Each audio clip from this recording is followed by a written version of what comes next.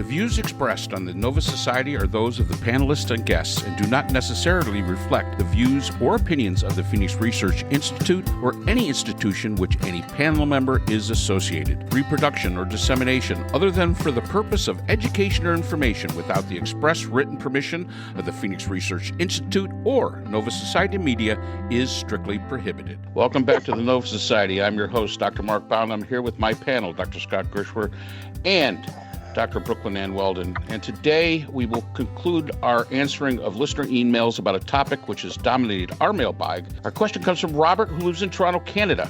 And Robert asks, the recent meeting between Trump and Zelensky make clear that the world has no friend in the U.S. As a Canadian, I have a couple of questions.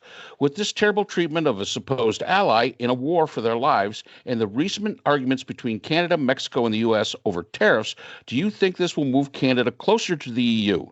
And could Canada join the EU? And if so, what might the U.S. reaction be to a potential EU country on the border? And we can actually add on to that with news from this week of the upping of tariffs on Canada, the steel industry, and some of the reactions the Canadians have had, especially the Premier of Ontario, who is threatening to put a surcharge onto electricity to the state of New York. So, what do we think, Scott? So let's start with the EU and Canada, just in terms of like what Trump's attitude towards them is, because I think it's part and parcel of the way he conducted himself as a businessman. He was famous in New York for running up bills and not paying them, and for taking advantage of people. We knew a person who was the manager of the Hammacher Schlemmer store on Fifth Avenue, right by the Plaza Hotel.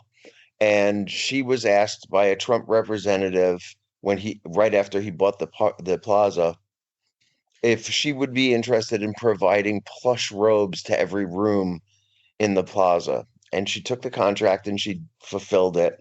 They brought these plush robes there, delivered them wherever they were manufactured with a little Plaza logo on it. And when it became 30 days over, she got in contact with their accounts payable people and asked if he planned to pay the bill. And a representative called her back and said that Mr. Trump was interested in buying more of the plush robes for another property that he was opening, and would they be interested in providing those? So she took the order and provided another, 400 robes or something like that for this other property. He never paid for any of it. And the way that Trump looks at allies and people he does business with is that they're marks. They're just people for him to take advantage of. He's only afraid of people that he's afraid of. And it seems that he likes Vladimir Putin, probably not because of his personality, but because he's a powerful, ruthless person that Trump needs to be afraid of.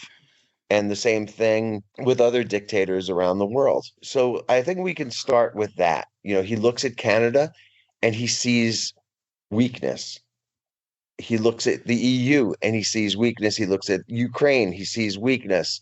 And so for Trump, in the way his mind works, the weak are to be taken advantage of, and the strong are to be appeased. And that's kind of where we stand right now with Canada. He continues to talk about moving the border line for Canada between the United States and Canada so that we would have all of the Great Lakes, for example, because I believe Lake Superior is mostly in Canada, or all of Canada is wholly in Canada.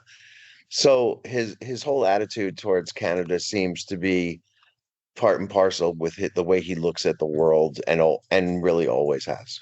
Yeah, there's no doubt he takes a very and this has been said so many times, he takes a transactional attitude toward everything, including foreign relations.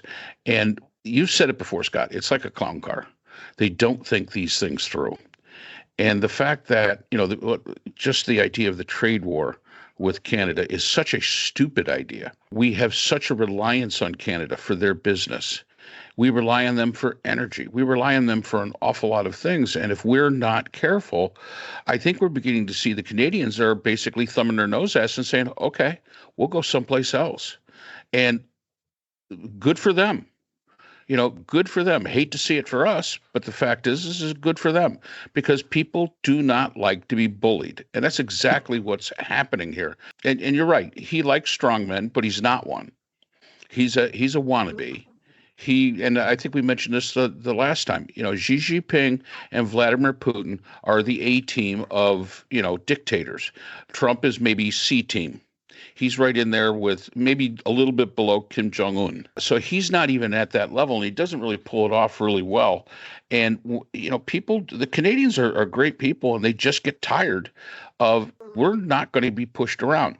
But I do think, when it comes to the question of the EU, I think that this was a wake-up call. This was a wake-up call to a lot of people.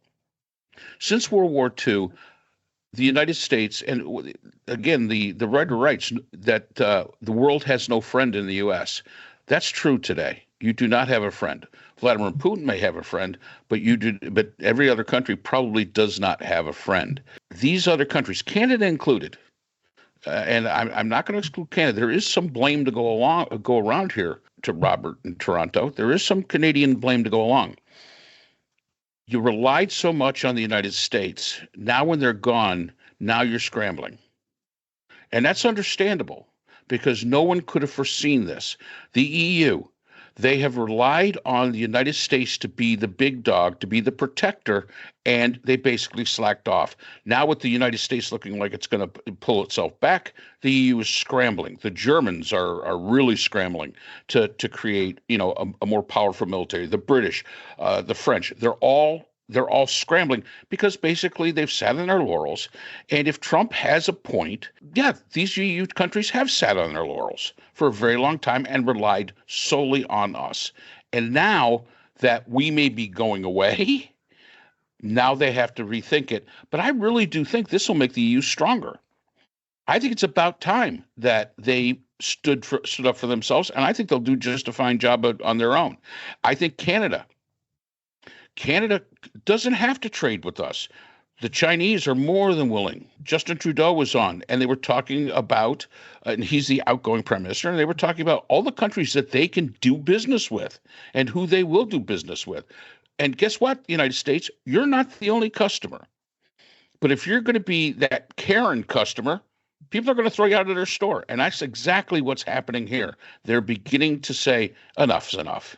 We're done. You put on a tariff, then you take it off. Then you put it on again. Then you take it off. Make up your bloody mind what the heck you want to do. And one of the comments made by the former minister of Canada was, markets hate instability. They hate uncertainty. And the only thing that's being created by Trump's policies as of right now is uncertainty and instability. And it's the same with Elon Musk and what he's doing. Fire a bunch of people and then have to call them back because you were an idiot. You fired the wrong damn people. It's chaos. And economies do not like chaos. And business people don't like chaos. Absolutely.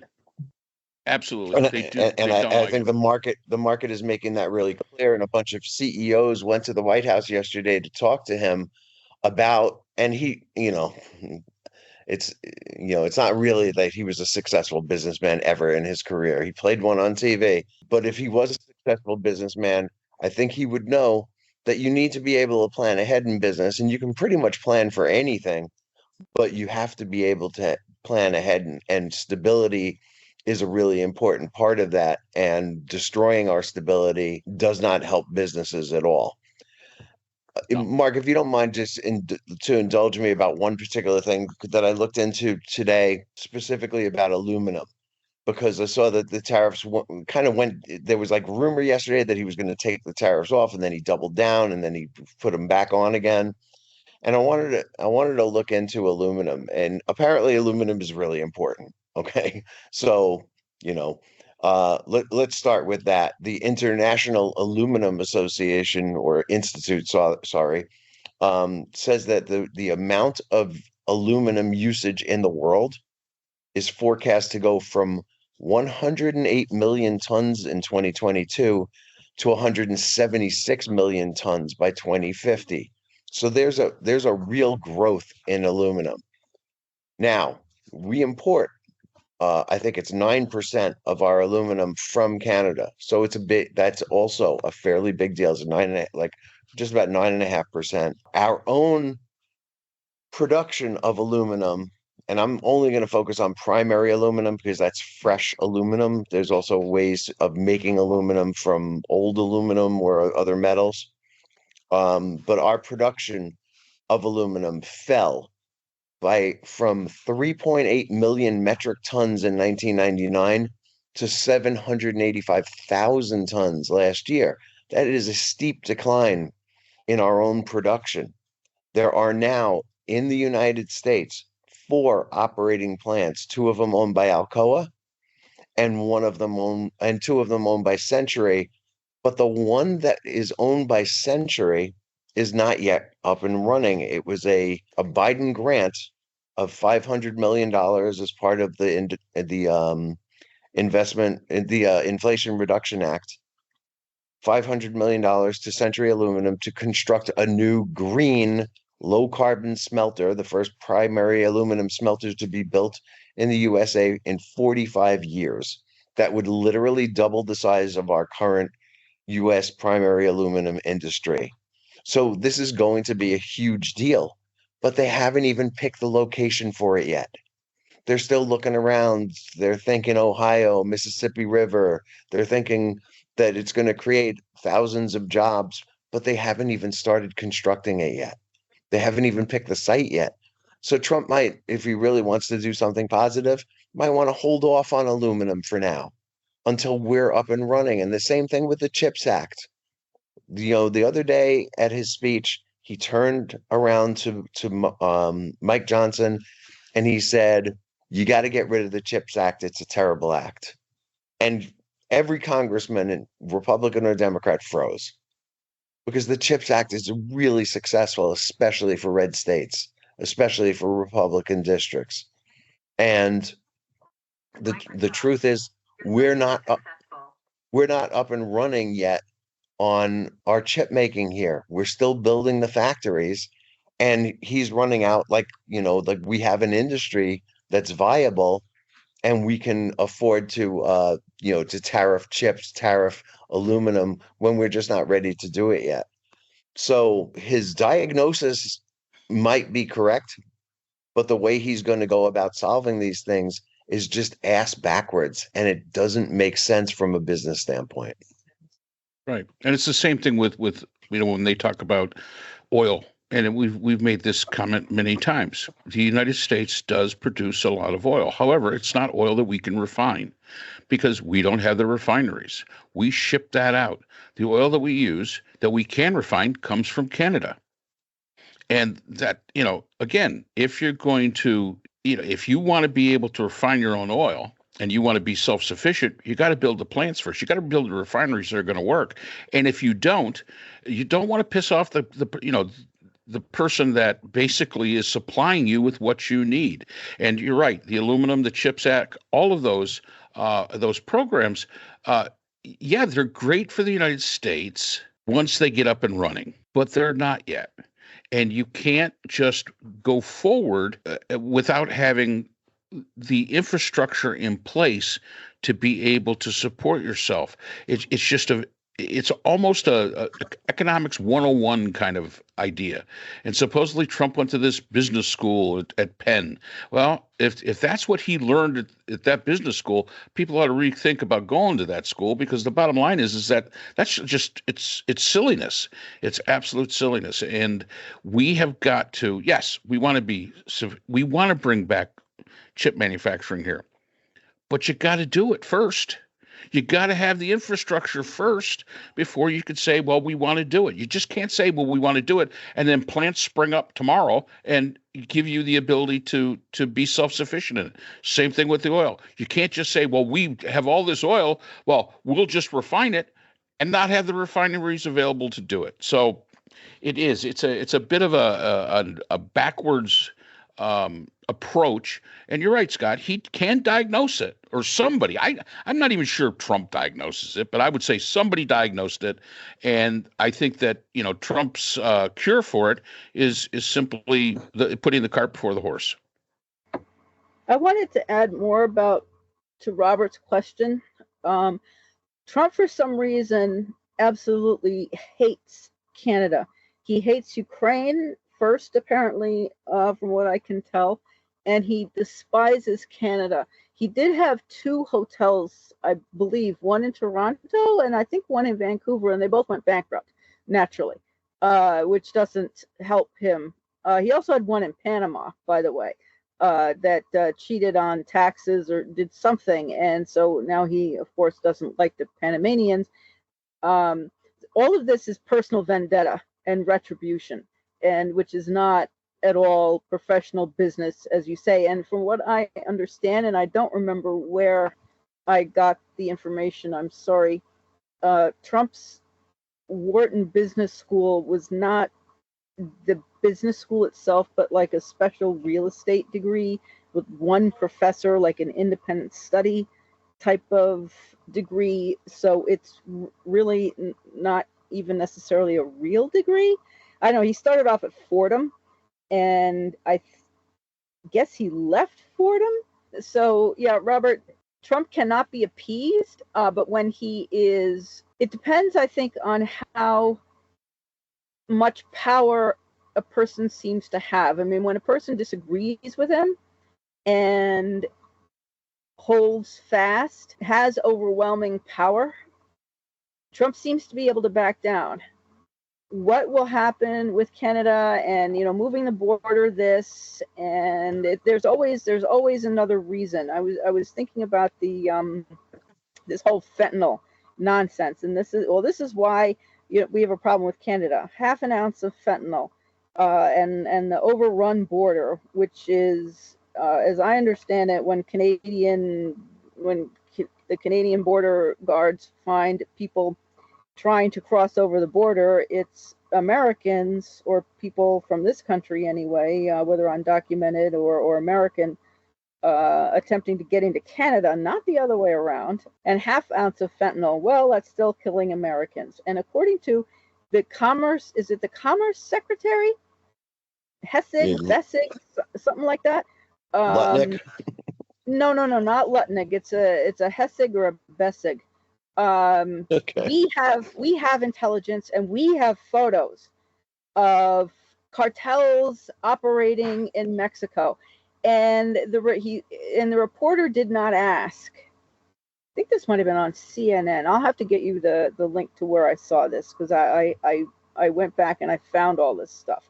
And I was thinking to myself, who is we, and where did these photos come from? Nobody asked that question. And I want to know where this information is coming from exactly, because no one is finding that out, and no one's asking that question. I mean, as far as I'm aware of, there's no proof that. I mean, we're not even hearing what Kash Patel is doing, and as we had talked about in a way earlier podcast, the FBI used to have at least an operational agreement with the United States government to work within 100 miles inside Canada, which certainly includes Toronto, but I don't know if they do anymore. And nobody mentioned anything from this particular man who was speaking, about an agreement. But he said we have intelligence. So what's that? The CIA? I mean, I don't know where this is coming from, and there was never any proof offered, any evidence offered, anything. Just that we have intelligence, we have photos. All right, but they didn't show anything, of course, and nobody asked, which doesn't surprise me. Then it was all about unfairness in trade, and they were asking him, well, is this a trade war? Well, no. This is really about the drugs, and this is about immigration. And he tied himself up in a very intricate twist, which I thought was very interesting, trying to listen to him rationalize why tariffs were being put on. And it was really all about the fentanyl, and it was not about a trade war. And the whole thing was had the most extreme illogic, and it was really fascinating to listen to, and it made no sense whatsoever. And so I'll find the link so that we can put it in the show notes. And how would we react, we, the United States, or the government react, the Trump regime react to having the EU on its doorstep? That's a very good question. I hope Canada does join the EU. I think that would be an excellent idea, and I think that they should turn their backs on the United States the way that Trump is behaving, and I'm sorry to say that. I really am.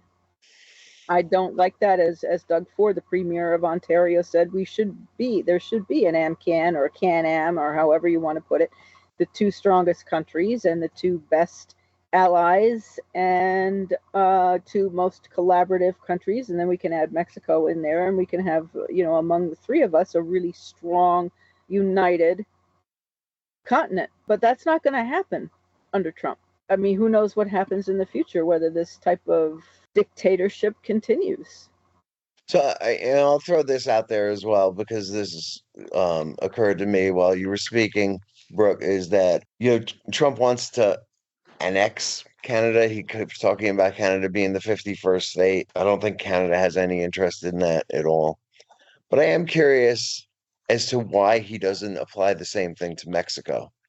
If he just wants one big America, and he's talking about the United States of America with Canada and with Greenland as well. I don't know where the impetus comes from. I don't really even care what he's that thinking will be about. Later. But why would he? But why would he not want Mexico? Which we took a great deal of territory from, when taking territories from other countries was an accepted act, prior to World War II. I believe he will, but that's later. You think that'll happen later? Yeah. Oh yeah. I mean, just to bring it around to the aluminum industry,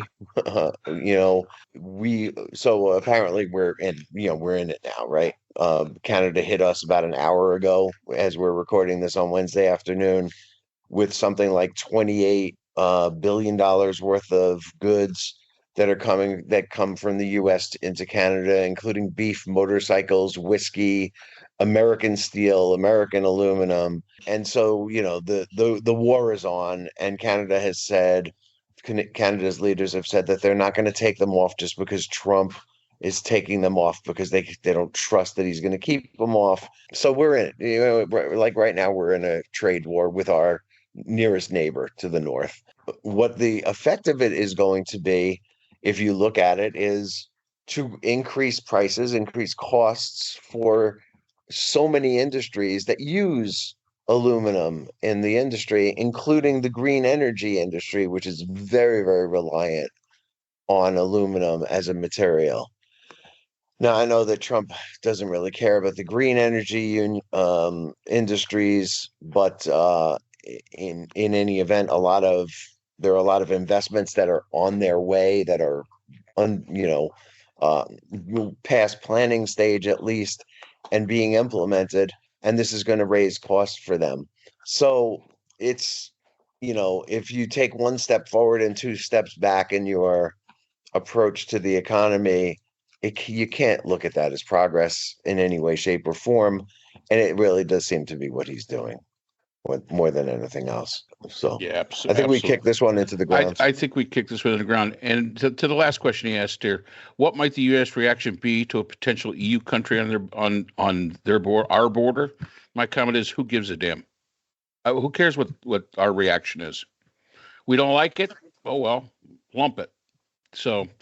All right, Robert, we hope we answered that. We really do appreciate our friends up in Canada. We got a lot of listeners up in Canada, and we really do appreciate the Canadian relationship that we've had over the years, and we're sorry it's deteriorated into this. Just don't totally abandon us, Robert. Give us 4 years to be able to get somebody with some sense in there, and maybe we can fix all this in the future. So that's all we got time for today, and we will see you again on the Nova Society. The Nova Society is a production of Nova Society Media, a division of the Phoenix Research Institute. We'd like to thank our production partners, Buzzsprout, who hosts the Nova Society,